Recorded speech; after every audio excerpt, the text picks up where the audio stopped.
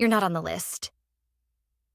Those words hit harder than I expected, mostly because of how casually they were spoken. The event planner barely looked at me as she held the clipboard between us like a shield. Behind her, the glittering hotel ballroom was alive with clinking glasses, laughter, and the soft echo of jazz drifting from the live quartet near the stage. I blinked. Could you check again? Ashley Carter. I'm with the strategy division. Her mouth twitched, a rehearsed, almost apologetic smile. Sorry, this is for select leadership and award recipients only. I didn't say anything at first. I just stood there on the sidewalk, heels sinking slightly into the snow-softened carpet leading up to the entrance. The January air bit at my skin, but the sting in my chest was worse. Behind me, the crowd of arriving guests moved past, chatting and laughing, welcomed in without hesitation. Then came the voice I dreaded. Oh, wow. You actually showed up? I turned. It was Kelsey, my coworker, and the intern who'd somehow been promoted after presenting my year-long project as her own. She wore a floor-length navy gown and confidence like perfume. Beside her, her date smirked and looked me over like I was some out-of-place caterer. Who invites a nobody? She laughed, brushing past me and disappearing into the warmth and light. I could have left right then. Most would have. But I stood there a moment longer, letting the reality settle over me like frost on a windowpane. 6 years. 6 years of late nights, hitting deadlines no one else could. Fixing systems I didn't break, building models they didn't understand. And still, I was standing outside while the people who stepped on my work were celebrated inside. Then I felt the vibration in my coat pocket. It was my phone. The screen lit up with one word. Ready? It was the message I'd been waiting for. I didn't hesitate. I hit send and walked away. Before I tell you what that message did, before the calls, the chaos, the fallout, I want you to pause. Just for a moment. Have you ever stood outside something you helped build? Watched from the cold while others drank the wine you bought? Wore the clothes you ironed? Delivered the speech you wrote? If you've ever been overlooked, undervalued, or called a nobody by people who only succeeded because of you, then this story is for you. Because what happened next? Changed everything. My name is Ashley Carter. Until that night, I was a senior strategy analyst at Ethereum Logistics, a rising disruptor in the supply chain industry, as the trade magazines like to call it. And for most of my career, I believed that hard work was enough. My background wasn't flashy. I didn't go to an Ivy. I wasn't related to a board member. I didn't flirt with executives during Friday happy hours. I just delivered, over and over. I had built a simulation model that saved the company $2.6 million in Q3, caught a forecasting error that would have tanked a 7-figure client deal, created the real-time optimization algorithm that, ironically, was being celebrated at that very gala. But none of that mattered the day Dominic Foster became our new VP. Dominic was the kind of leader who used charm like a blade. Smooth in meetings, sharp in private. He praised ideas in public, then dissected you in one-on-ones. And somehow, Kelsey, the intern, was always nearby. She started sitting in on meetings she wasn't invited to, echoed phrases I'd used in private Slack messages, quoted numbers only I had analyzed. At first, I thought it was coincidence. Then came the board meeting in October. I wasn't invited. But Kelsey presented my model. Word for word. My charts, my metrics, even my color coding. And Dominic beamed with pride as if she were his protege. I said nothing that day. But I stopped sharing after that. Stopped trusting. And I started planning. Over the next few months, while they celebrated wins built on my work, I started building something else. A backup plan? Number A, new path. I began documenting every file, every version history, every Slack thread, time-stamped, archived, secured on an encrypted drive not linked to any company system. I started contacting people. Quietly. People who had left the company. Some pushed out, some burned out. People like Jonah from Data Ops who built the forecasting module before Kelsey even joined. Or Priya from client strategy, who was mysteriously laid off after closing our biggest contract of the year. What we uncovered? A pattern. A culture of exploitation disguised as excellence. And so we began building something of our own. Something better. That night, as I walked away from the gala, snow crunching beneath my heels, I felt nothing but calm. I had sent the message. Not to my manager, not to HR, to the legal team, the media contact, and most importantly, to our top 5 clients, each of whom had expressed growing frustration with our new direction. Attached, proof of theft, of misuse, of lies, and a very simple proposal. The next 30 minutes would change everything, but I didn't wait around. I just kept walking. I didn't even make it to the subway station before the call started. 1, 2, 5, 11, 38. The screen glowed with names I knew too well. Dominic, HR, the COO, even Kelsey. I didn't answer a single one. Not because I didn't want to, but because I already knew what they were going to say. I'd heard it all before. It's just business. You're a team player, right? This isn't personal. But this time it was. Deeply personal. Because they hadn't just taken my work. They'd taken my voice. My credibility. And when they locked me out of that gala, they made one final mistake. They underestimated me. When I got back to my apartment that night, I didn't celebrate. I changed into sweatpants, tied my hair back, and opened my laptop. It was time to confirm what I already suspected.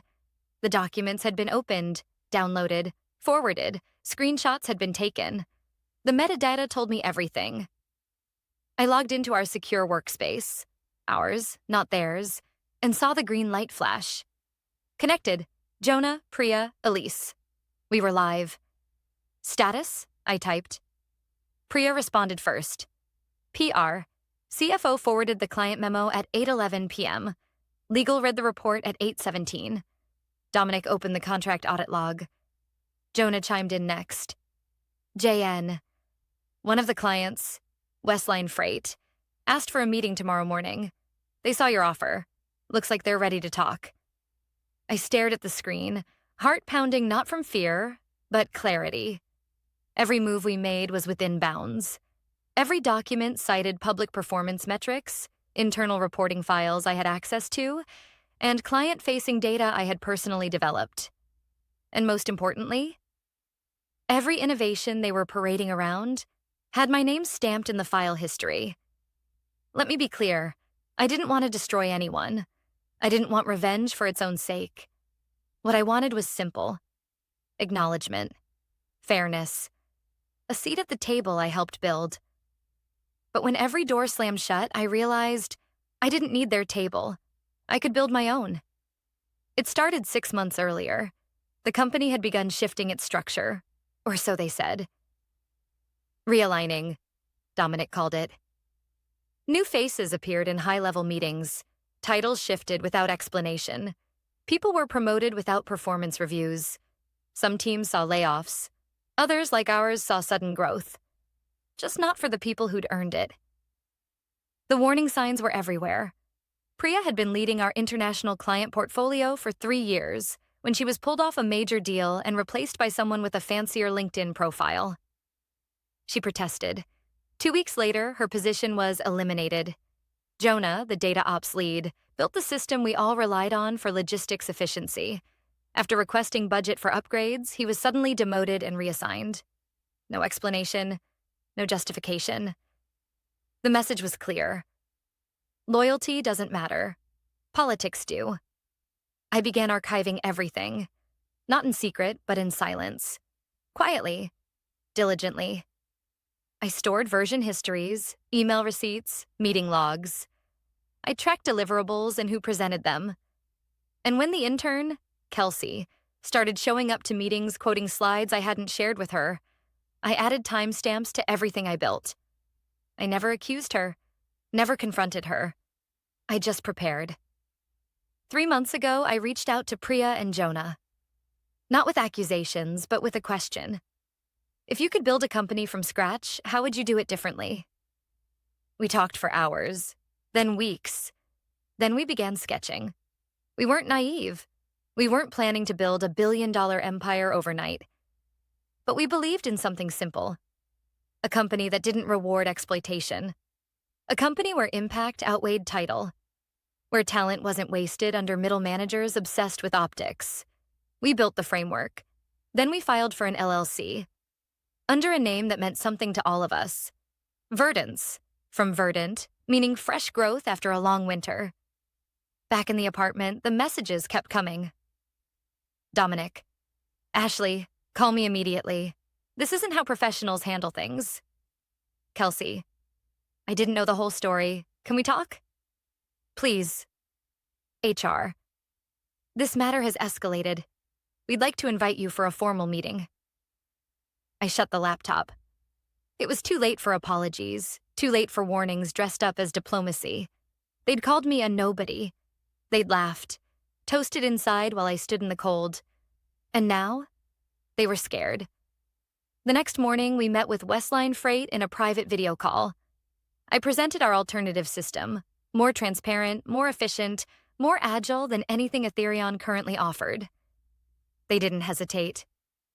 We've been waiting for someone to build this, the VP said. Send over the paperwork. By noon, we had our first official client.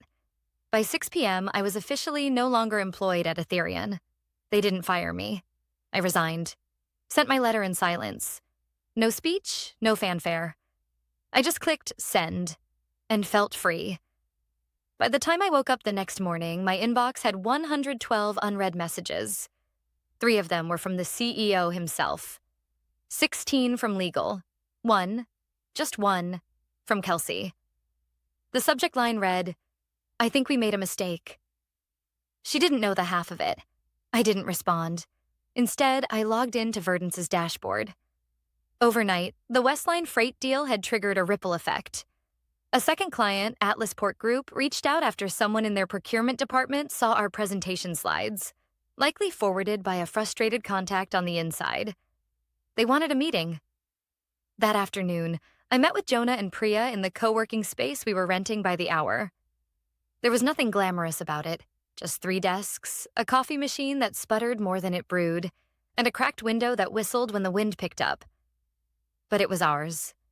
Jonah had barely slept. He looked exhausted but energized, like a man who'd just realized the cage door was open. I mapped out the optimization module based on their most recent performance reports, he said, spinning his laptop around to show me the live dashboard. Priya leaned over his shoulder.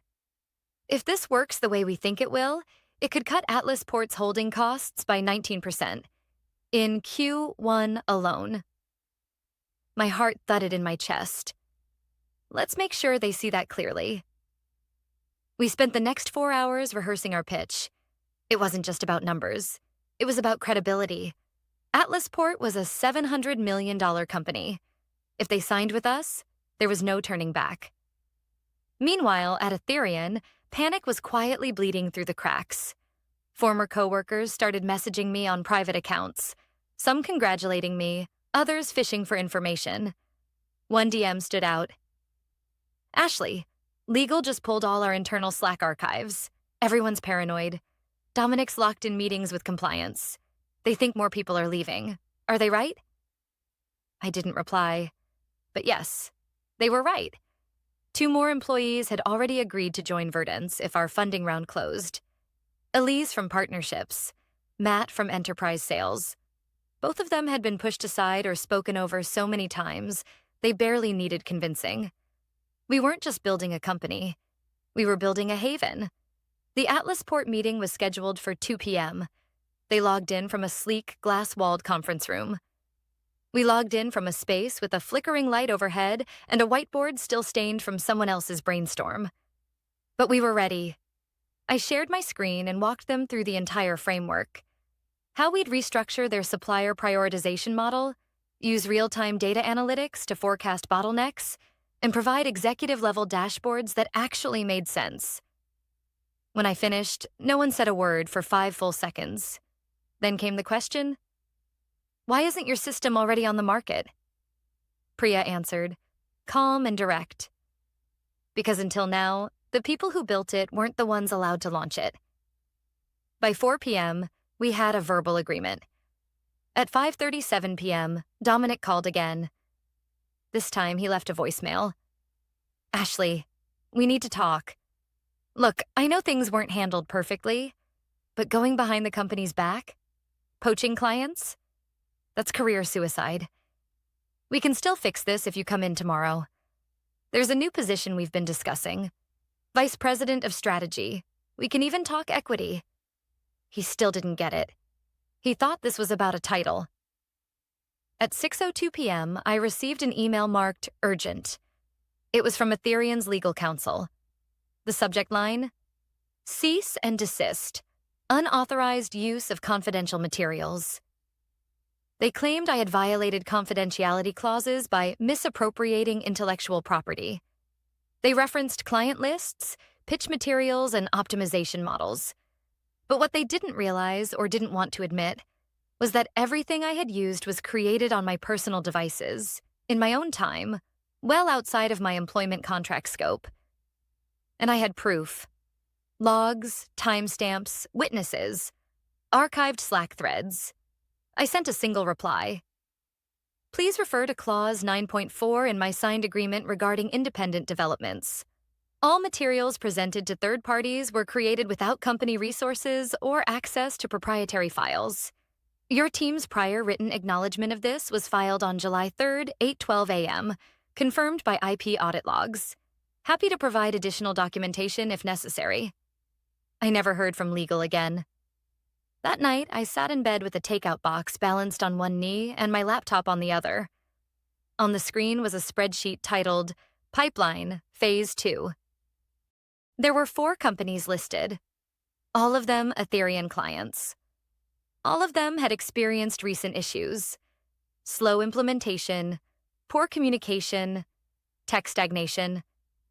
And all of them had previously reached out to me directly with questions before Dominic had ordered them redirected to someone more senior.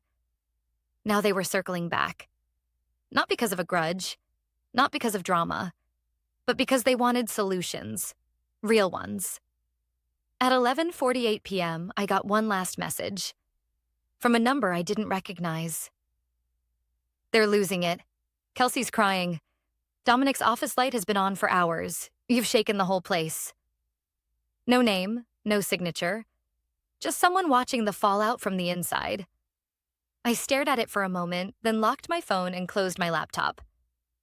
Tomorrow, we'd meet with our third potential client. And this time, we wouldn't be renting by the hour. 2 weeks after I stood outside that gala in the freezing cold, we secured our third client.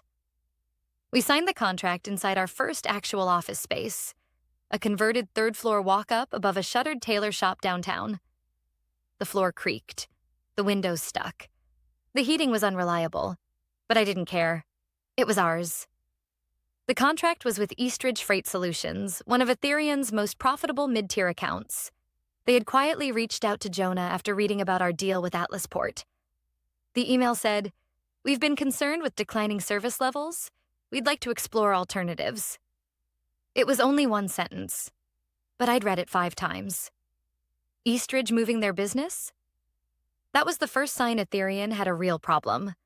And still, they didn't understand what was happening.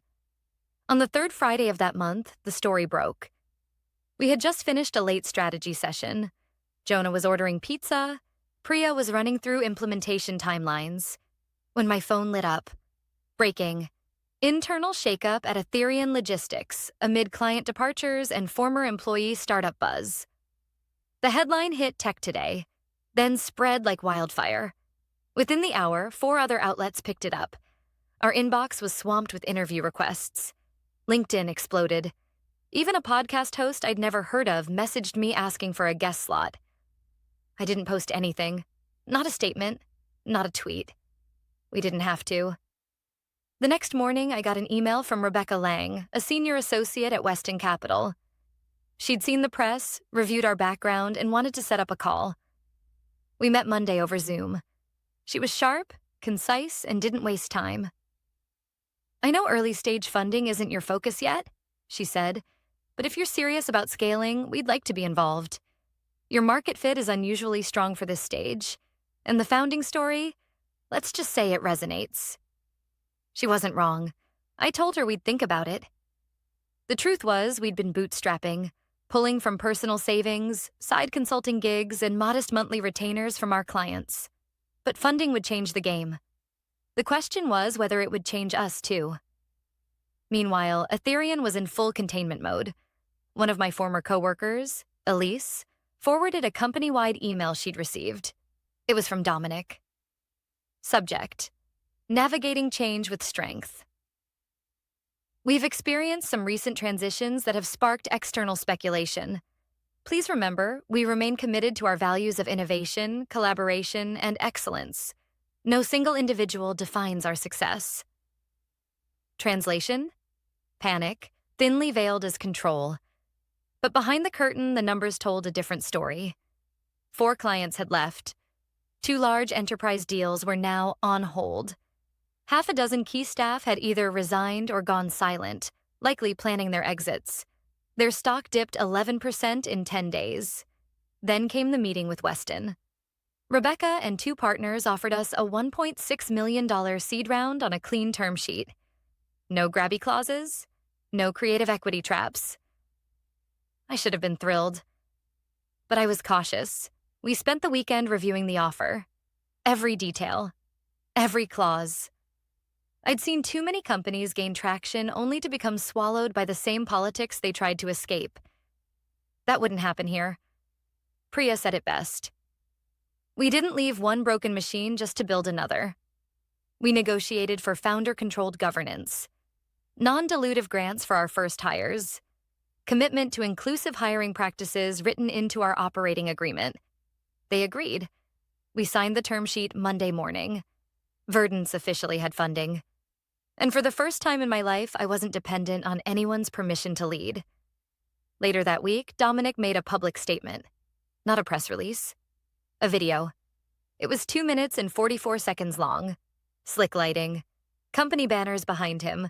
A carefully written script. Innovation is a collective journey, he said. We celebrate all contributors, past and present. We wish our former employees well in their ventures. But rest assured, Ethereum's foundation is strong. The smile at the end was hollow. What really caught my eye, though, was the twitch in his left hand. The slight tremble. The forced calm. He knew the ground was shifting. He just didn't know how fast. That same evening, Elise called me. I'm done, she said. I can't stay there anymore. It's like watching a building collapse in slow motion. Nobody trusts each other. Half the team's pretending nothing's wrong, and the other half is updating their resumes during lunch. I didn't push her. I didn't offer a job. But 3 days later, she sent me a message. If you have space for someone who still believes in building something real, I'm in. We onboarded Elise as our client success lead the following Monday. Her first order of business? Finalizing the onboarding process for Vandrix Maritime, our 4th client, and our largest yet. They came to us without even being approached. Ethereum overpromised and underdelivered. Their CTO said, "You already seem to be delivering before we've even signed." That wasn't an exaggeration. Jonah had sent them a prototype dashboard as a sample. They showed it to their board. That night, they called us. What we were building was working. Not because it was loud or flashy, but because it was built on credibility, clarity, and the one thing Ethereum had forgotten: trust. And while they scrambled to salvage their image, we were just getting started. It was a Wednesday afternoon when I saw the email. Subject line: Confidential. Meeting request from Ethereum Executive Board. At first, I thought it was a prank. The address was official. No spoofing. The message short and direct. Ms. Carter, on behalf of Ethereum's executive leadership, we request a private meeting to discuss potential avenues for collaboration or resolution. Sincerely, Preston Langley, Chairman of the Board. Preston Langley, the man whose name had only existed on letterhead and press releases, the shadow behind the curtain. Now, he wanted a meeting. With me? I read the message 3 times. Then I forwarded it to Priya and Jonah. Priya's reply came first. You know what this is, right? This isn't a conversation. It's a containment strategy. Jonah's was more succinct. If they're panicking, we're doing something right. The meeting was scheduled for Friday morning at a neutral downtown law office. I didn't go alone. Our counsel came with me, and I brought printed documentation, just in case. The conference room was clinical, glass walls, bottled water, a large screen no one used. Preston Langley was already seated when I arrived. Immaculate suit, silver cufflinks, composed face. Dominic sat beside him, wearing the same strained smile I remembered from my performance reviews. And next to him, surprisingly, was Kelsey. She didn't look smug this time. She looked tired. "Thank you for coming," Langley said. I nodded. "Let's keep it efficient." Dominic spoke first, trying to soften the ground. "We recognize that mistakes were made, misunderstandings, breakdowns in communication." "You mean the part where I wasn't allowed into the gala celebrating work I created?" I asked evenly. He paused. "We want to move forward constructively." Langley cut in. "Ms. Carter, we're prepared to make a serious offer. Ethereum would like to acquire Verdance, including its intellectual property and client relationships. In return, we're offering a high seven-figure payout, equity, and a leadership position, Chief Innovation Officer." I didn't answer right away. I looked at Kelsey. Her eyes flicked down. She couldn't meet my gaze. I turned back to Langley. "You want to acquire the company you tried to discredit? The same company your legal team threatened 2 weeks ago. The same company that exists because you undervalued the people who built your success." Langley didn't flinch. "Business evolves. You're clearly a talented leader. But competing against Ethereum is an uphill battle. We have scale, resources, reach. You also have a PR crisis," I said. 4 major clients gone, a public stock dip, and a rapidly growing narrative that your company rewards the wrong people." Dominic shifted in his seat. Langley's voice hardened slightly. "We don't intend to let this go on indefinitely. If you refuse the offer, we will pursue all available measures. Competitive blockades, legal routes, strategic buyouts of key personnel." Our attorney leaned forward. "None of which will hold up, given our IP filings and non-compete exemptions under state law." Langley looked at me again. "Ashley, you built something great, but you're still small. We're giving you a chance to fold it into something bigger. Secure your legacy, and move on from this fight." I looked around the room. The polished table, the sterile walls, the people who once told me I wasn't worth a seat. Then I reached into my folder and pulled out a single page. A graph, client growth, by week, Verdance's line, rising fast, Ethereum's declining, client by client. "I already am something bigger," I said quietly. "I'm not here to secure my legacy. I'm building it." Langley looked at Dominic. Dominic looked at Kelsey. She finally spoke. "I didn't know how much of it was yours. I only saw what I was given. I'm sorry." I gave her a slow nod. "I believe you, but the damage was done." Langley stood. "Very well. We'll consider this conversation closed." I stood too. "No, Mr. Langley. You'll consider it closed. I'm just getting started." When we left that building, the sun was sharp and clear.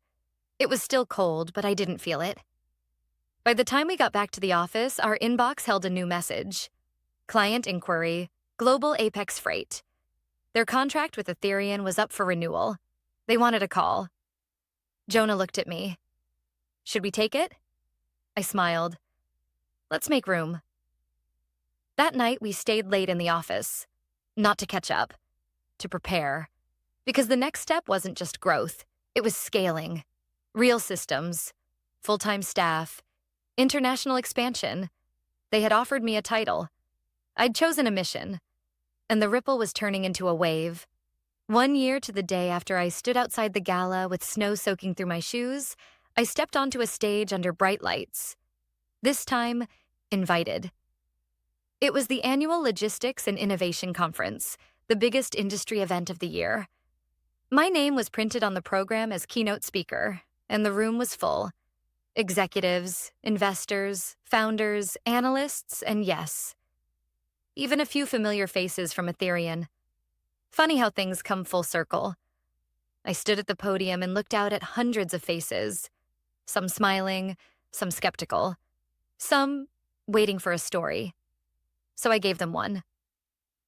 Exactly 1 year ago today, I began. I was told I wasn't on the list. I stood outside a gala, one that celebrated a project I had built, while my former coworkers toasted inside. Even the intern who had taken credit for my work was applauded while I stood in the cold. The room was silent. I didn't argue. I didn't knock on the door. I just pulled out my phone and pressed send. You could feel the shift. Some leaned in, others nodded, just slightly. The quiet recognition of being excluded, of being overlooked. I didn't spend the speech attacking Ethereum. That wasn't the point. I didn't need to name them. They had already named themselves in headlines, in shareholder calls, in whispered updates across the industry. Instead, I told the truth. How Verdance had started with 3 people in a co-working space and grown to a team of 42. How we had launched with 0 external funding and now operated in 3 countries, serving 12 major clients, 7 of whom had once worked with Ethereum. How we'd built a company where people stayed late not because they were scared, but because they were invested. Where performance reviews didn't reward who talked the loudest, but who built the most. I shared our framework, our hiring process, our team principles, the things we said no to just as much as the things we said yes to. And finally, I shared the most important part. We didn't succeed because we wanted revenge. We succeeded because we knew something better was possible. We left the old table behind and built our own. One where everyone has a seat and no one has to beg to be seen.